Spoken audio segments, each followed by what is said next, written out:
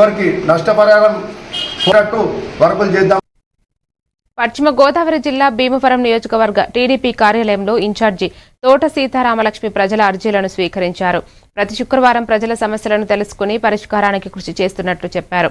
రాష్ట్ర కోశాధికారి Mente Parthasarathi, AP Krishna Balija corporation chairman Ganta Trimurthulu పెన్షన్ల అర్జీలను పరిష్కరించడానికి సమాచారాన్ని అందించారు. ఈ సమావేశంలో కూటమి నాయకులు, టీడీపీ గ్రామ, పట్టణ అధ్యక్షులు, నాయకులు పాల్గొన్నారు.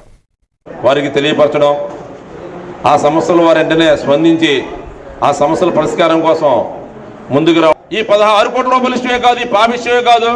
గతంలో సుమారు ఒక నెల క్రితం జగన్మోహన్ రెడ్డి కార్యకర్త, జగన్మోహన్ రెడ్డి అభిమాని, జగన్మోహన్ రెడ్డి మన ఏంటది మన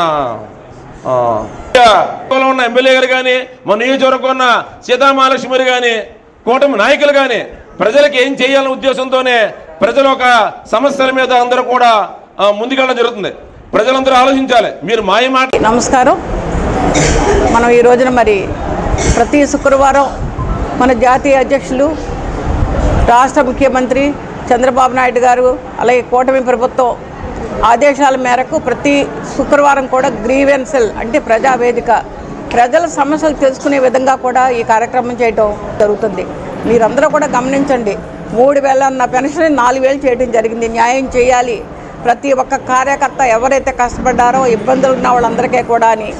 అదేవిధంగా అలాగే ఓల్డేజ్ పెన్షన్ 4,000 చేయడం జరిగింది. అలాగే 6,000 చేయడం జరిగింది వికలాంగులకి.